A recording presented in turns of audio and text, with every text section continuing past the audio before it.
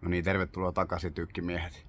Pakko ottaa nopeat reaktiot eiliseen otteluun Crystal Palace vastassa vieraissa Selhurst Parkilla. Aina hankalaa, niin kuin vähän ennakoikin tuossa. No, yllätysvalmis joukkue siellä vastassa Hodgsonilta. Tuli aika lailla taattuu vanhaan koulupuina Hodgsonia. Saatiin 3 pistettä silti. Voiko olla tyytyväinen? Ei missään nimessä.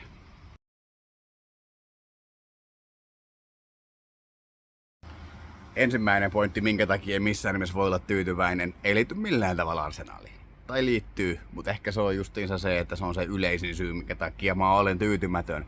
Ja se on ne kirottuut viheltäjät, jotka sitä pilliä siellä kantaa. Mistä tätä jengiä tonne Valioliigaan oikeasti tulee? Ei niillä päättäjillä siis serkut ja kumminkaimat ja muut niin kuin oikeasti alkaa loppua kesken. Ne palkkaako, niillä on joku kultti tai joku. Mistä? Siis niin kuin Adam Kut eilen. Abysmaalisen surkea esitys. Ihan mistä suunnasta sä katot sitä. Mä en edes puhu pelkästään siitä punaisesta, joka oli niin kuin farssi jo itsessäänkin, että okei, sulla 8 tai 7 sekuntia Tomia sulla pallo ennen kuin sä painat sen sille, kun paikka oli pelanneet muut ihmiset. Mutta se seuraava keltainen, mikä tuli 5 minuuttia sen jälkeen, kun kaveri ei edes koske siihen. Kun sitä ennen Samanen Ayew heittänyt ristivyöotteella Sakan sen jälkeen, niin kun hän on painamassa maalia kohti, niin, ja siitä ei tule edes puhuttelu. Ayewlla oli keltainen alla jo siinä, joka ei tullut muuten hepposesti sekään.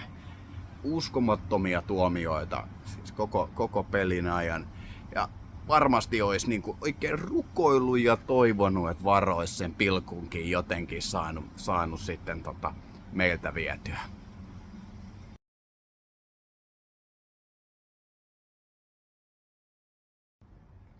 Ottelu sinällään oli haasteita täynnä, just niin kuin tavallaan sopii vieraissa Crystal Palacea vastaan odottaa. Ne tulee kovaa, ne potkii kaikkea mitä liikkuu ja toivoo, että ne pystyy vastiksista tekemään sen. Näkee, ne ei ole parhaimmillaan, Sahata ei ole oikein korvattu ja oli sen puuttuminen. Niin kuin, saattoi olla just se, joka meidät sitten siinä lopputaistelussa rimaa hipoen vapautti vankilasta tällä kertaa.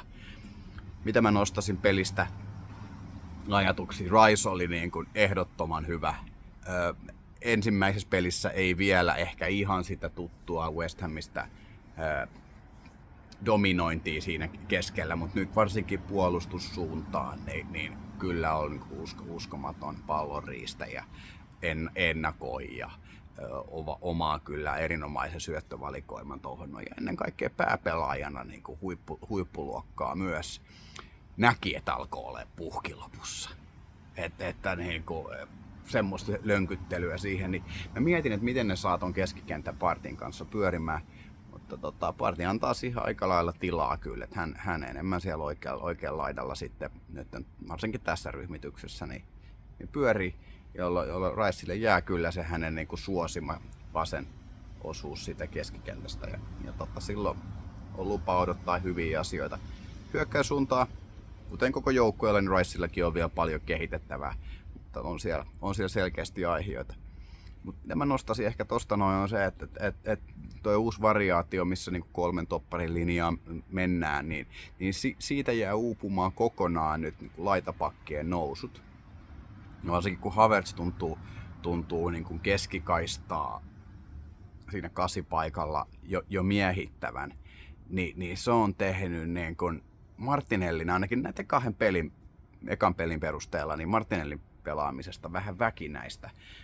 Hänellä ei ole semmoista samanlaista kaukolaukasupelotetta kuin Sakalla toisella puolella, jota on selkeästi treenattu entisestään, mutta Saka pystyy vielä niin kuin paremmin sitten tekee jo samanlaisiksi trademarkiksi syntyneen sen, että painetaan sitten oikeasti sinne heikommalle jalalle ja voidaan laittaa siitä etukulmasta ylös se pallo sinne tai vaarallinen keskitys sinne maalille vielä. Martinelli ei ihan sitä samaa variaatioa ole siinä. Niin, olisiko meillä aika kokeilla Trossardia siinä jo? Voi hyvin olla. Itse haluaisin nähdä häntä enemmän. Suoritukset on kyllä sen niin kuin meritoineet. Edistämään välitä kauheasti pelaajana ei ole mun mielestä meidän niin kuin, varsinkaan mestaruusjunan arvoinen kärki. Rotaatiossa menee just se tää olkoon sitä, mutta eilen oli jälleen kerran pirteellä jalalla kyllä liikkeellä. Et liike on hänen niin kuin, ehdottomia vahvuuksia ja valioliigatasollakin jopa tällaisia jengejä vastaan, niin näyttää riittävän. Siihen ne kehut loppuukin.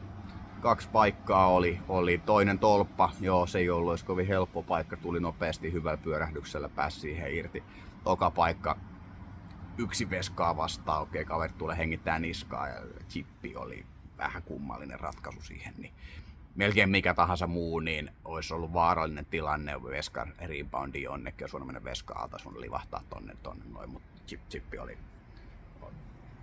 Niin, no, nätisti sanottuna kummallinen ratkaisu.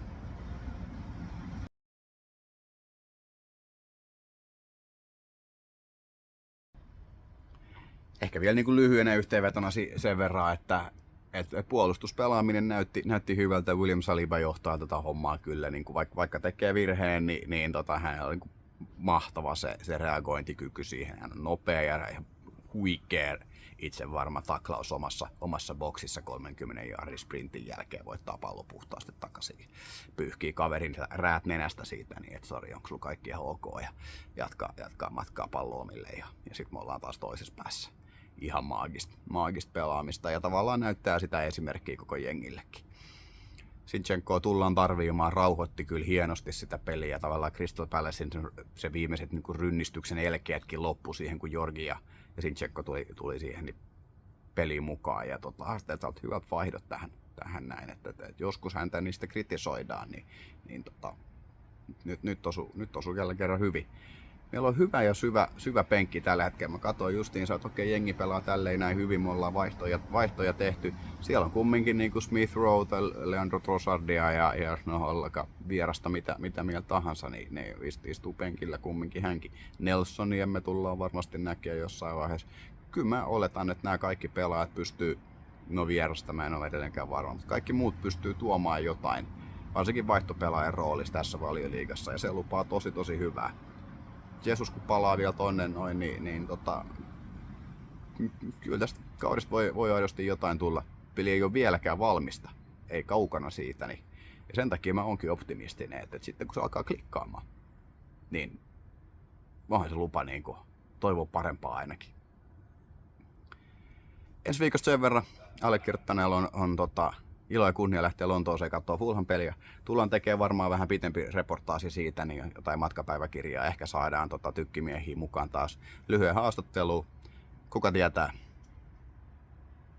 Sen mä tiedän, että siitä otetaan jälleen kerran kaikki irti. Kiitokset. Jättäkää kommentit alla kertaa, pistäkää peukkuja tälle näin, kertokaa kavereille ja you know it.